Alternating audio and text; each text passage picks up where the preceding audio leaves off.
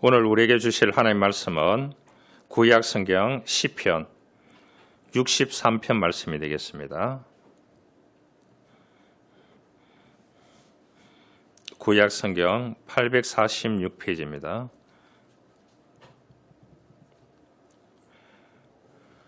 (63편) 전체 1절에서 11절 전체를 교독하겠습니다. 하나님이여, 주는 나의 하나님이시라. 내가 간절히 주를 찾되 물이 없어 말하고 황폐한 땅에서 내 영혼이 주를 갈망하며 내 육체가 주를 앙모하나이다.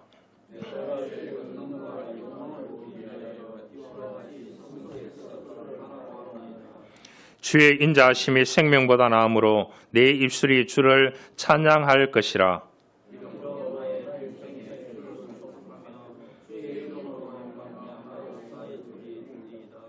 골수와 기름진 것을 먹은 것 같이 나의 영혼이 만족할 것이라. 나 입이 기쁜 입술로 주를 찬송하되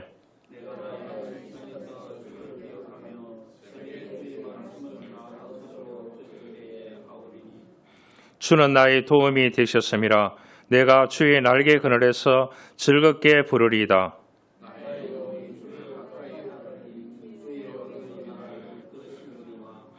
나의 영혼을 찾아 멸하라 하는 그들은 땅 깊은 곳에 들어가며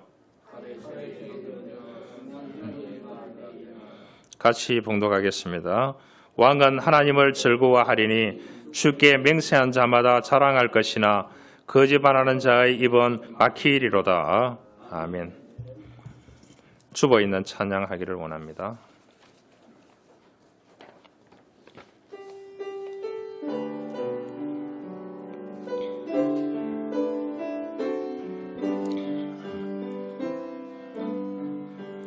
당신이 지쳐서 기도할 수 없고 눈물이 빗물처럼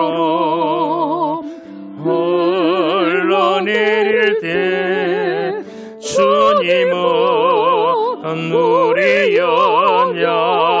연약함을 아시고 사랑으로 인도하시네.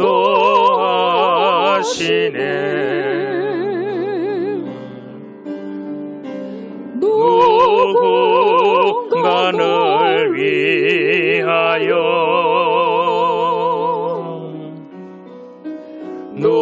누군가 기도하네.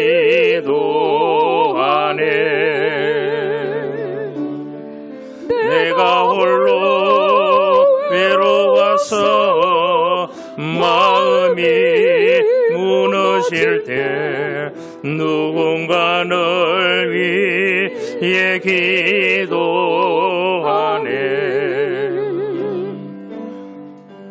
우리의 마음이 지쳐 있을 때에 갈보리 십자가를 기억합니다. 주님은 우리 외로움을 아시고 내 마음에 기쁨 주시리.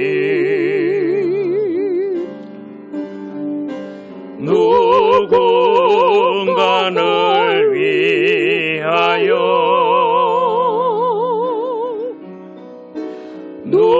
누군가 기도하네.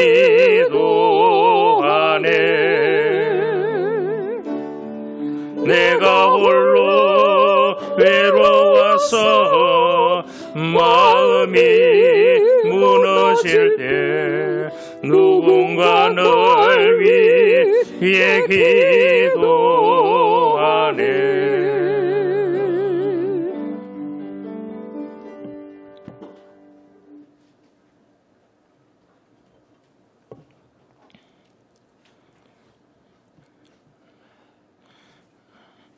오래전 이렇게 얘기하면 또 옛날에 이렇게 얘기해야 돼요. 미국의 한 작은 마을에 한 교회가 있었습니다. 어느 주일 예배를 드리는데 헌금 시간이 되어서 아이들과 어른들이 다 헌금을 드리는데 헌금함을 돌렸는 것 같아요. 우리 같이 뒤에 배치해놓는 것이 아니고 유독 한 소년이 눈을 감고 있었다고 합니다. 이상하게 여기는 교회 선생님이나 집사님 정도 되겠죠. 그 아이를 불러서 그렇게 얘기했답니다. 왜 헌금 시간에 눈을 감고 있느냐고. 그러자 이 소년이 헌금할 돈이 없어서 대신 기도하고 있었습니다. 하나님, 돈이 없어서 헌금을 못합니다. 하지만 제 마음도 제 생명도 모두 주님을 위해 드립니다. 이렇게 기도하는 마음으로 눈을 감고 있었다고 했습니다. 그래서 그 옆에 있던 그분이 이제 교인이 감동을 받아서 지폐를 줬대요. 잔돈으로 바꾸어서 매주마다 올 때마다 헌금을 드리라고. 그런데 몇 주가 흘렀습니다. 옆에서 다시 앉았던 그분이 이제 보니까 다시 눈을 감고 있는 겁니다. 그래서 화가 나서 따졌다고 합니다. 그러니까 이 소년이 이렇게 대답했습니다. 선생님, 돈을 가지고 있으니까 사 먹고 싶은 게 너무 많아서 한꺼번에 헌금하고 또다시 기도만 하는 겁니다. 이게 1800년도 이야기입니다. 그런 것 같습니다. 이 소년이야말로 최선의 헌금을 드렸던 것 같습니다. 세월이 흘러서 하나님은 이 소년을 귀하게 사용했습니다. 이 조선 땅을 위해서요. 이분이 공부를 하고 신학을 하고 의술을 배워가지고 1885년도 4월 5일 부활주일 아침에 제물포항에 내리게 됩니다. 이분이 한국 최초로 복음화에 헌신한 언더우드 선교사였습니다. 이 소년은 혼자 신앙생활을 하면서 하나님을 갈망하면서 정말로 그 영혼이 주를 향해서 맞춰져 있었다는 것을 우리가 알 수가 있습니다. 내 영혼의 3편이라는 책이 있습니다. 저자는 마이크 메이슨이라고 하는 분입니다. 이분은 이 내 영혼의 3편이라는 책에서 자기 자신을 이렇게 소개하고 있습니다. 나는 거의 평생을 불안한 경계선 우울증 상태로 살아왔다. 신경과민의 사람이었다. 타고나기를 어두운 성격을 가지고 태어났습니다. 우울하고 어두운 성격 때문에 급기야 20대 후반에는 알코올 중독에 빠지고 말았습니다. 하루하루를 암담한 삶을 살아가고 있는데 어느 날 갑자기 그는 이런 결단을 하게 됐다고 합니다. 나는 이제 앞으로 90일 동안 주님 안에서 기뻐하겠다는 마음이 영혼 속에서 솟아올랐다고 합니다. 그래서 그는 90일 동안 실험을 했다고 합니다. 자신의 천성적인 어둡고 우울한 기질과 막막한 환경을 뛰어넘어서 90일 동안 주님 안에서 기뻐하는 것이 과연 가능한지를 직접 시험해 보았다고 합니다. 그래서 90일간 일기를 쓰듯이 그 내용을 기록하면서 점검한 책이 바로 내 영혼의 3편입니다. 전 세계 베스트셀러가 됐습니다. 그래서 자신이 그렇게 90일간 기뻐하기로 결단하고 시험해 보니까 실제로 주님이 기쁨을 주시더라는 겁니다. 그 영혼을 순환시켜 주시더라는 겁니다. 그래서 그 자기의 내면 속에서 우울하고 어둡고 청성적으로 힘들었던 그것을 다 주님이 주시는 기쁨을 가지고 말씀을 통해서 다 밀어낼 수 있었다고. 그래서 그 영혼이 맑은 영혼이 될 수 있었다고. 그래서 그 내용을 모아가지고 책을 냈는데 전 세계 베스트셀러가 됐습니다.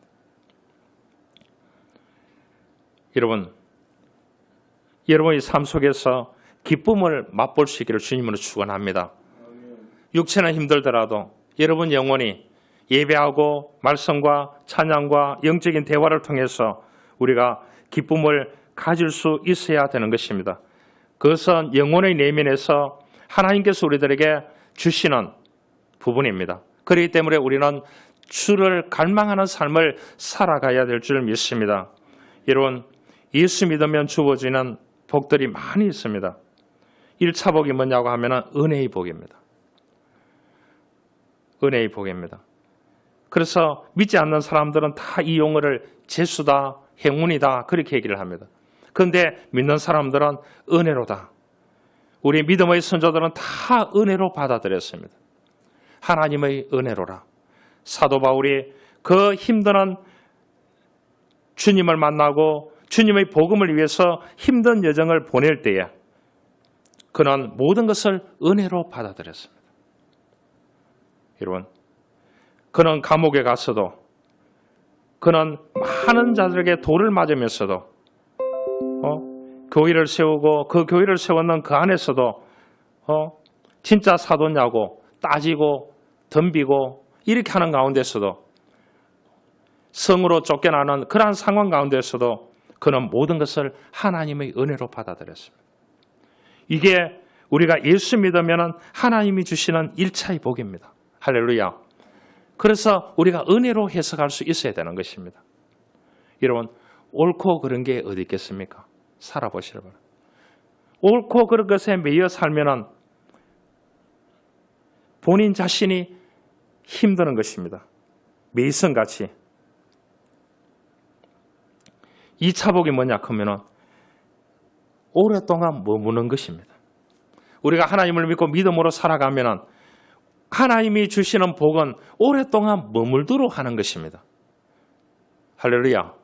그래서 우리도 은혜의 복도 받고 여러분들이 들어오는 복을, 하나님이 주시는 복이 여러분 자신에게, 여러분 가정에, 여러분 자녀에게, 여러분 학업에, 일터에 오래 머물 수 있기를 주님으로 축원합니다. 그렇기 때문에 우리 하나님을 믿고 믿음으로 사는 자에게 하나님은 오랫동안 머물게 하는 것입니다. 그러죠. 3차 복이 뭐냐 하면은 복음을 배달하는 자에게 주시는 복입니다. 여러분, 어떤 처지에 있든지 예수를 배달해야 됩니다. 하나님께서 붙여주신 사람에게 우리는 모든 부분에서 복음을 배달하기 위해서 노력해야 됩니다. 여러분, 신앙이 자라가기를 원합니까? 하나님을 체험하기를 원합니까? 예수를 전해보시길 바랍니다. 그러면 하나님께서 여러분들에게 믿음의 확신도 주시고 믿음의 놀라운 복도 허락해 주시는데 그것이 뭐냐? 3차 복입니다. 우리가 이 정도는 받고 천국 가야 안 되겠습니까? 할렐루야. 4차 복이 뭐냐고 하면은요, 종자신앙입니다. 내가 받았는 복음을 자손대대로 이어주는 겁니다. 자손대대로 이어주는 겁니다. 여러분, 자녀들에게 다른 조건 걸지 마시길 바랍니다. 다 도와주시고요. 어디에서 어떤 일을 하든지 간에 자기 삶을 살아가는 그곳에서 하나님을 열심히 믿고 믿음으로 살아가는 것을 조건을 거시기를 바랍니다. 여러분, 영웅혹을 또 다 갑니다. A급 인생을 살아는 사람도 다 갑니다. B급 인생을 살아는 사람도 다 갑니다. 빈부나 유무식에 관계없이 자기 삶을 살아는 사람들도 이 땅에서 강건하면은 70이고 80이라고 했습니다. 다 갑니다. 여러분, 남는 것은 무엇이겠습니까? 복음의 종자를 심어야 되는 것입니다. 그래서 우리 믿음의 선조들이 지금 한국 땅에 한 4대가 되거든요. 130년 정도 되니까요. 4대 정도 됩니다. 만났는데 외국에 사는 목사님도 만나고 외국에 사는 선교사님도 만나고 목사님들도 만나고 주중에 바빴습니다. 그런데 이 사람들이 이제 하는 말이 나는 4대째 예수 믿는다. 4대째. 여러분, 사유주의 국가에서 4대째 믿는다. 또 한 전도사님은, 한 목사님은 다 4대째 본다. 저만 1대인 거예요. 저 자녀들에게 바라는 것은 아무것도 없습니다. 다 도와줄 테니까. 내가 어렵게 받았던 이 복음을 니네들이 복음만 이어가라는 거죠. 먹고 사는 거는 한국 땅에서는 먹고 산다는 거죠. 할렐루야. 먹고 산다는 거예요. 예. 복음의 맛을 느끼면서 이 복음 안에서 살고 기쁨과 감동 속에서 하나님이 내 영혼에 부어주시는 그 은혜를 통해서 이 복음의 진수를 가지고 이어가야 된다는 거죠. 종자신앙. 이것이 4차 복입니다. 우리가 4차 복을 받을 수 있기를 주님으로 축원합니다. 1절에 말합니다. 하나님이여 주는 나의 하나님이시라. 내가 간절히 주를 찾되 물이 없어 마르고 황폐한 땅에서 내 영혼이 주를 갈망하며 내 육체가 주를 앙망하나이다. 그렇게 하겠습니다. 여러분, 사막이 많은 척박한 팔레스타인 땅, 그 환경 속에서는 물이 없기 때문에 심각한 상황이었습니다. 그 당시에도, 지금도 그렇지만. 그러니까 목이 마른 겁니다. 여러분, 상상을 초월하는 환경 속에서 살아갑니다. 여러분, 한국 땅에서 태어났다는 것은 물을 사 먹지만 마음껏 마실 수 있는 데 대해서 감사하시기를 바랍니다. 제가 학창시절 때는 계곡에 가면 물이 흘러내리는 것을 그냥 떠서 먹었습니다. 먹었다니까요. 물을 사 먹는 것이 얼마 되지 않았습니다. 그래도 사 먹을 수 있다는 이것이 너무나 좋습니다. 요즘 어느 학자가 보니까 그렇게 해놨더라고요. 한국 사회가 다 의사가 되려고 하니까 기술을 가지고 먹고 살아야 되는 이곳에 여러 가지 이야기를 해놨는데 그게 감동으로 와닿는 기사가 있었습니다. 아무리 이 사람이 성공하려고 해도 환경이 50% 받쳐주지 않으면 안 된대요. 그러면서 제가 마음이 확 와닿았습니다. 지금 한국 땅에는 어디 있든지 하나님의 말씀을 펼칠 수 있고 찬송을 부를 수 있고 영적인 대화를 나눌 수 있고 TV를 틀어도 복음 방송에 틀면 말씀을 들을 수 있고 말씀을 읽어주는 사람이 있고 다 있다는 거죠. 그런데 아무리 전 세계적인 유명한 사람이 되려고 해도 소말리아나 이디오피아나 저런 데서 태어났다 하면 1% 안에 들어가도 세계적으로 가서 잘 살기가 힘든다는 거예요. 환경이 50%라는 거죠. 그 다음 뭐냐? 유전적인 요인이 30%라고 했어요. 유전적인 요인 30%. 노력은 뭐냐? 성공하는데 20%밖에 안 된다는 거예요. 그래 되니까 어떻게 되겠습니까? 찢어지게 가난한 곳에서, 찢어지게 가난한 나라에서, 저 IT 같은 나라에서 내가 태어났다. 그런데 부모도 없다. 나를 도와줄 사람이 없다. 그러면 자신이 아무리 노력해도 성공할 확률이 20%밖에 되지 않는다는 거예요. 여러분, 제가 생각해 봅니다. 이것을 생각해 봅니다. 내 영혼이 50%라고 생각해야 돼요. 내 영혼이. 내 영혼을 50% 채우기 위해서 우리는 그 갈증을 해소하기 위해서 신앙생활을 갈급함으로 해야 된다는 것을 오늘 이 본문은 우리들에게 교훈해 주고 있습니다. 50%면 어느 정도 끝났잖아요. 요즘 많은 사람들이 예배를 드려도 봉사하고 기도하고 말씀을 펼쳐도 이 구원의 간격을 새롭게 느끼고 정말로 갈급한 가운데서 내가 이렇게 이제 예배할 수 없는 곳에 그러한 지역에 살고 핍박 가운데 산다고 하면 그 사람들은 어떻게 되겠어요? 어떻게 되겠어요? 여러분, 육적인 포만감도 중요합니다. 영적인 포만감도 좀 가질 수 있기를 주님으로 축원합니다. 오지에서 선교하는 선교사님들을 보면 한국인도 만나지 못하죠. 은혜를 받을 길도 없지요. 항상 그 영혼이 갈급해 있습니다. 그래서 그 갈급한 분들이 한국 교회를 방문하게 되면은 자고 얘기하게 되면은 이제 괌에서 왔는 목사님, 선교사님, 전사님 부부들하고 다 왔거든요. 그래서 제가 여기서 그 4사람 앉혀놓고 강의를 했다니까요. 밤새도록 하자는 거예요. 또 우리가 돕는 목사님이 그 예배 처소가 없어서 지금 이제 예배 처소 마련하기 위해서 만났는데 그분이 붙잡고 계속 이야기를 하는 거예요. 너무 갈급한 거예요. 여러분, 우리는 너무 좋은 환경에 있습니다. 너무 예배할 수 있는 자유로운. 그렇기 때문에 영혼이 목말라 하기는 쉽지 않습니다. 우리에게도 이러한 영적인 갈급함이 있어야 됩니다. 여러분, 육적인 갈급함이 있으면 다 물질로 어떻게 다 채우지 않습니까? 여러분, TV 금식을 좀 해야 됩니다. 또 아이들이 하는 이 인터넷 게임이라든지 이런 데 이제 금식을 좀 해야 됩니다. 전문가가 이 휴대폰 있잖아요. 휴대폰을 13분 이상 보면은 신체하고 영향이 있다는 결과가 나와 있습니다.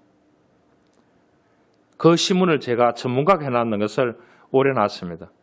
희망교회 가서 붙여놓으려고요. 교회에다 한 개 붙여놓겠습니다. 한번 읽어보시기 바랍니다. 13분 동안을 이거 쥐고 있으면 안 된다는 거예요. 휴대폰을. 이런 데 대한 우리가 금식이 좀 필요합니다. 여러분, 건강한 그리스도인은 언제나 목말름이 있습니다. 그래서 어떻게 하면 하나님의 은혜로 채울까? 어떻게 영적으로 더 채울까? 이렇게 이야기를 할 수가 있습니다. 미국의 유명한 선교사 중에 스탠리 존스라는 목회자가 있었습니다. 이분은 인도를 위해서 평생 생명을 바쳤던 분입니다. 그래서 이 사람은 인도 사람들에게는, 그리스도인들에게는 성자라 그렇게 얘기를 합니다. 이 존스 선교사가 89세가 되어서 어느 날 중풍병으로 쓰러져서 보스턴에 있는 병원으로 후송하게 됩니다.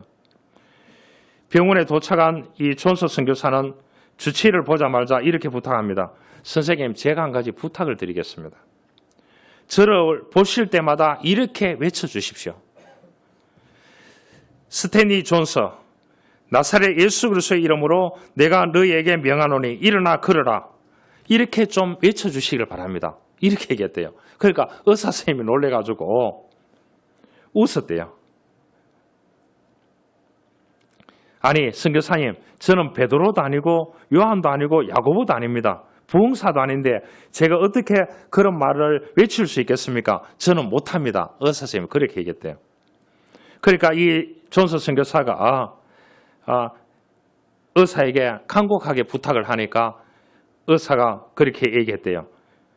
스탠리 존스, 매일 볼 때마다, 회진을 돌 때마다 나사렛 예수 그리스도의 이름으로 내가 너희에게 명하노니 일어나 걸어라. 그러니까 이 스탠리 존스 이 선교사님이 아멘 아멘으로 외쳤다고 합니다. 그래서 거기 있는 간호사들에게 부탁을 했습니다. 그 간호사들도 올 때마다 볼 때마다 스탠리 존스, 나사렛 예수 그리스도의 이름으로 내가 너희에게 명하노니 일어나 걸어라. 그래서 누워서 아멘 아멘 했는데 6개월 만에 완쾌대가 씩씩하게 걸어 나왔대요. 89세가. 별로 이해를 안 하는 것 같아요. 아멘 좀 하시기 바랍니다. 그래서 이 사람이 89세에 다시 인도로 돌아갑니다. 돌아가서 마지막 생애를 주님을 위해서, 하나님의 선교를 위해서 그 영혼을 바쳤습니다. 믿음의 사람은 보이지 않는 것을 보면서 삽니다. 이것은 허풍이 아닙니다. 몽상도 아닙니다. 긍정적인 생각도 아닙니다. 하나님의 능력을 알기 때문에 그 하나님의 능력에 의지해서 주님을 갈망하게 되는 것입니다. 여러분, 없는 것도 있게 하시는 하나님의 능력을 신뢰할 수 있기를 원합니다. 현실적인 어려움에 낙심하지 말아야 됩니다. 하나님은 살아계시기 때문입니다. 우리는 주님 앞에 나올 때마다 이런 갈급함이 있습니다. 하나님, 나를 살려주십시오. 내 손에 힘을 주십시오. 내 힘으로 살 수 없습니다. 은혜를 주셔야 살 수 있습니다. 수로보니게 여인처럼, 바디메오처럼, 삭개오처럼 주님은 이들의 목마름을 갈파해 주셨습니다. 여러분, 좋은 신자는 영적인 사모함이 남달라야 됩니다. 영적인 갈망을 지니고 살아야 되는 것입니다. 닥터 알렌이라는 사람이 숫자로 이 그리스도인들에게 설문조사를 했는데 결론이 과간입니다. 봉사하고 청지기로 직분자로 이렇게 이제 의무는 다 하지 않고 천국은 다 가기를 원하더라고. 그 설문지 결론이 이렇게 나왔어요.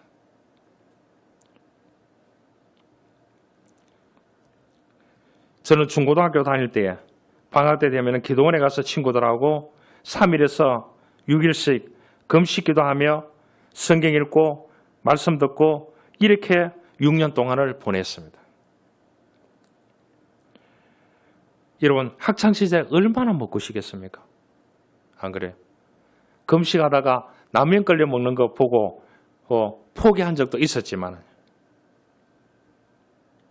기도하고 말씀 읽고, 왜냐? 나를 살려줄 분은 하나님이시기 때문입니다. 나의 신앙을 다지는 기회가 되었는 것입니다. 여러분, 세상의 방식과 하나님의 방식은 완전히 다릅니다. 여러분들이 이해하는 것 가지고 다 이해하고 맞고 틀리다, 그렇게 하지 마시길 바랍니다. 인간의 뇌는 인식하는 게 20에서 25%밖에 안 된대요. 75에서 80%는 하나님의 영역이래요. 아무리 천재라고 해도 천국 가는 사람을 불러올 수 없다는 거예요. 여러분들이 아무리 똑똑하다고 할지라도 하나님이 인간에게 주신 것은 20%밖에 안 된다는 겁니다. 80%는 하나님의 영역이라는 겁니다. 지식보다는 제가 모든 부분이에요. 그렇기 때문에 우리가 주님을 갈망하면서 살아가야 되는 것입니다. 하나님이 지혜를 주셔야 되고, 하나님이 건강을 주셔야 되고, 하나님이 여러분들의 삶의 경영에 손을 대해 주시고 밀어주시고 받쳐주시고 이끌어주시고 하셔야 된다는 사실입니다. 그것은 뭡니까? 주를 갈망해야 됩니다. 요셉은 고향과 가족을 떠나서 진짜로 목마른 인생을 살았습니다. 그는 영적인 갈급함 속에 살았습니다. 수많은 사건 가운데서 누명을 쓰고 감옥에 갇히기도 하고 그 자리에서도 그는 하나님의 말씀을 붙잡았습니다. 하나님을 갈망하면서 살았습니다. 믿음의 눈이 열렸습니다. 믿음으로 눈이 열리면 모든 것에 대해서 해석이 달라집니다. 똑같은 것을 봐도 해석이 달라집니다. 관점이 변했기 때문에. 요셉은 그 많은 풍파 속에서도 굴복하지 않았던 것은 하나님의 손길을 신뢰하며 항상 긍정적인 해석가로 살았습니다. 그러니까 하나님께서 그의 목마름을 영적으로 육적으로 풍족하게 남을 만큼 다 채워주셨어요.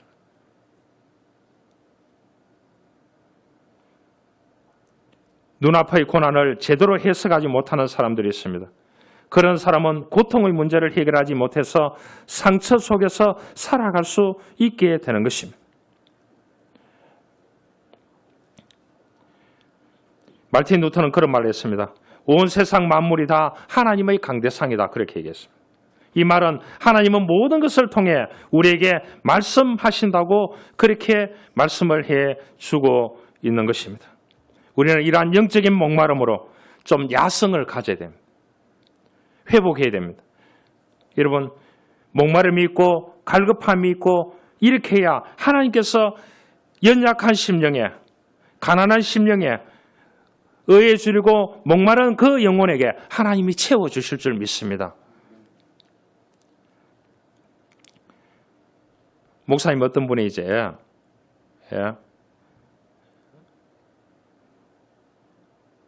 그 청계천에 달동네에 모아가지고 데모하러 가고 이렇게 했대요. 그러니까 이제 군사정권이니까 집어넣어 뺐는 거예요. 그래서 15년형을 받았대요. 가보니까 자기같이 억울한 군인들부터 시작해가지고 엄청나게 와 있더래요. 그래서 안양교도소로, 수원교도소로, 서울교도소로 계속 이제 옮기는가 봐요.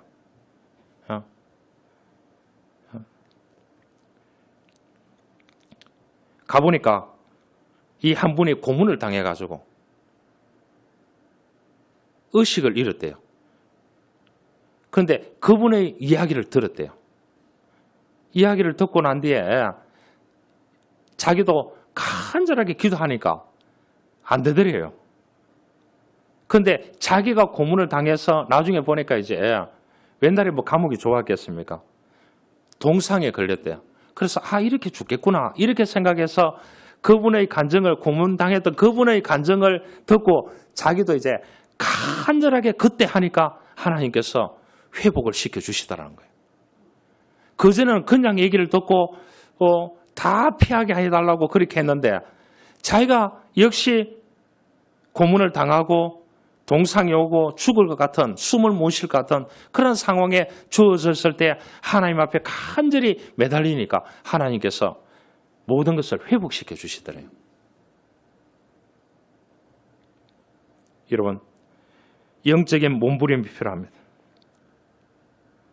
풍요로운 세상에 살다 보면 원하는 것이면 무엇이든지 가질 수 있습니다. 육체가 원하는 대로 내버려두면 육적인 사람이 됩니다. 내 스스로 광야를 만들어서 영적인 목마름이 있어야 되는 것입니다. 어느 날 돼지들이 인간들에게 항의하는 사태가 벌어졌다고 합니다. 많은 사람들이 과식하는 사람들을 향해서 돼지같이 먹는다 이렇게 욕을 한대요. 사람들이. 그래서 돼지가 그 이야기를 듣고 억울하다는 겁니다. 사실 돼지는 위장의 7, 80%가 차면 더 이상 음식을 못 먹는데요. 이렇게 절제를 잘하는 돼지 입장에서 절제 못하고 과식하는 사람들을 보고 돼지처럼 먹는다. 돼지들이 억울하다는 거예요. 여러분, 우리가 의지적으로 결단해야 되는 영역이 많습니다. 기본적인 틀이 잡혀야 하나님의 은혜를 제대로 받을 수가 있습니다. 말씀을 듣고 그저 좋았다 끝나면 진짜 끝나는 것입니다. 말씀을 듣고 순종하고 그 말씀에 뒤따르는 삶을 살아가기 위해서 노력하고 발부둥치고 그렇게 해야 내 영혼이 하나님 앞에 아름다운 영혼으로 살아갈 수 있는 줄 믿습니다. 그 영혼이 하는 일을 하나님께서 도와주시게 되는 것입니다. 사도행전 20장 22절에 바울이 고백합니다. 보라 내가 이제 성령에 매여 예루살렘으로 가는데 거기서 무슨 일을 당할지 알지 못하느라 그러나 성령에 매여 하나님에 매여 내가 그 길을 간다고. 우리는 자만하기 쉽습니다. 인간의 심리는 그렇습니다. 그러나 우리는 영혼을 건강하기 위해서 노력해야 되는 것입니다. 에드워드 할로웰이라고 하는 사람이 이분이 이제 썼는 행복의 발견이라는 의과대학의 정신과 의사입니다. 할로웰은요. 이 사람이 썼는 책 가운데 행복의 발견이라는 책이 있습니다. 이렇게 해야 행복하게 된다. 그렇게 이분은 그렇게 결론을 맺어놨습니다. 그런데 이분은 특별한 불행한 삶을 살았습니다. 두 번의 결혼에 실패한 어머니는 알코올 중독자가 되었고 그는 계부의 학대 속에 유년기를 보냈다고 합니다. 그러나 그는 성경을 한 번도 손에서 놓은 적이 없답니다. 어릴 때부터요. 하나님의 말씀을 붙들고 있는 동안에 그는 행복의 길을 발견했다고 합니다. 그 행복의 길을 하나님의 말씀 속에서 찾았는데 첫 번째, 매 순간 사랑으로 대하라는 것을 발견했다고 합니다. 두들겨 맞으면서도 학대를 받으면서도 그는 이 하나님의 말씀을 놓지 않았다고 합니다. 하나님의 사랑으로 받아들였다고 합니다. 두 번째, 도피하지 말라, 도망가지 말라. 내가 만나는 그 사람이 내게 가장 소중한 사람이고 그것을 생각하라고 하는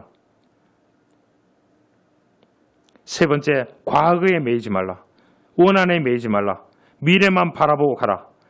이분이 이 책에서 자기 삶에서 발견해서 그렇게 의과대학을 졸업하고 정신과 의사가 되었습니다. 이 사람이 냈는 책이 행복의 발견입니다. 하나님의 말씀 가운데 이거를 행복을 찾았다는 거죠. 여러분, 오순절에 성경에 보면은 주님이 승천하시고 난 뒤에 성령의 역사가 마가 다락방에 모인 사람들입니다. 이 사람들은 다 빈 그릇이었습니다. 좁은 이 다락방에 120명이 모여서 그곳에서 하나님께 기도하고 집회하고 있었습니다. 자신들이 빈 그릇임을 깨달았기 때문에, 그 절박했기 때문에, 엎드려서 매달렸기 때문에 그 빈 그릇 같은 영혼에 하나님은 성령의 은혜를 부어주셨습니다.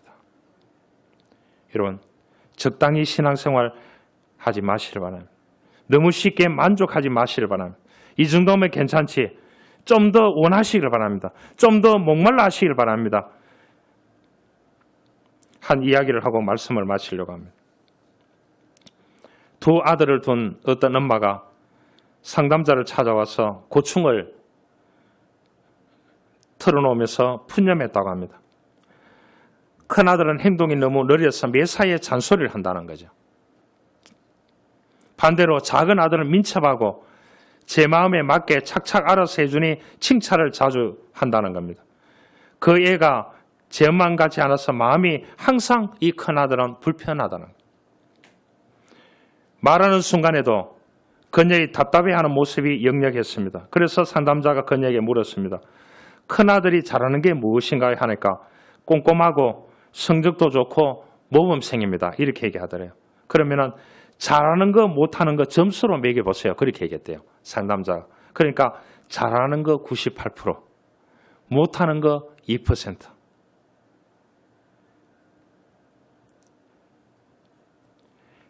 그러니까 느린 거 2%밖에 안 되는데요. 그렇게 얘기를 하니까 그 어머님이 칭찬과 인정해 줄 것이 많은 아이인데 행동이 느리다는 이유로 야단만 쳤군요. 오늘 얘기 들어보니까.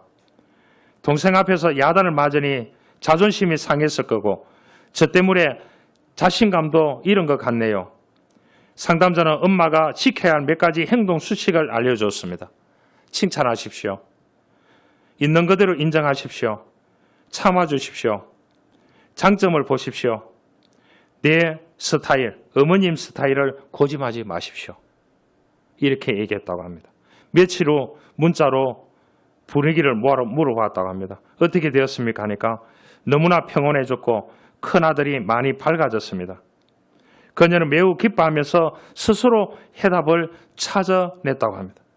그동안 아들을 제대로 이해하려 하지 않고 권위적으로만 대한 것 같아요. 앞으로 더 많은 노력을 하면서 좋은 인정을 해주고 그렇게 살게요. 이렇게 답이 왔다고 합니다. 여러분 어떻습니까? 어느 쪽을 갈망하느냐, 어느 쪽을 가느냐가 중요한 것입니다. 여러분, 영적인 부분에 갈망이 있기를 원합니다. 긍정적인 부분에 여러분들이 하는 일들에 영혼이 채워져야 합니다. 내 영혼이 잘된 같이 범사가 잘 된다고 성경은 못을 박아놨습니다. 여러분, 육체가 잘 되면 영혼이 건강하게 잘 된다는 이런 말은 성경에 없습니다. 교만한 인간을 두고서 그렇게 얘기한다고 하면 안 되는 것입니다. 하나님은 철두철미하게 얘기합니다. 내 영혼이 주를 찾고 내 영혼이 잘된 같이 범사에 잘 된다고 했습니다. 여러분, 하나님을 아는 지식에서 자라가기를 원합니다. 우리 영혼이 주를 갈망함을 통하여, 영적인 갈망을 통하여, 우리가 영적으로 채워짐을 통하여 여러분들이 하는 육적인 모든 일들이 하나님의 은혜로, 능력으로 해나갈 때에 하나님께서 30배, 60배, 100배의 축복을 허락하여 주실 줄 믿습니다. 이러한 은혜가 있기를 주님으로 축원합니다. 하나님 감사합니다. 내 영혼이 주님을 갈망하기를 원합니다. 하나님, 영혼이 잘된 같이 범사가 잘 된다고 했습니다. 우리가 영적인 목마름이 있기를 원합니다. 더 예배하고 더 말씀을 펼치고 더 영적인 대화가 있고 더 기도하고 더 말씀을 붙잡고 살아갈 수 있도록 우리에게 영적으로 하나님 채워 주옵소서.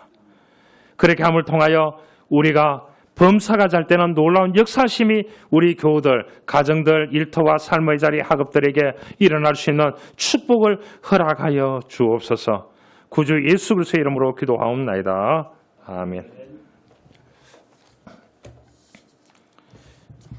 다 같이 일어나셔서 354장 하면서 헌금 드리겠습니다.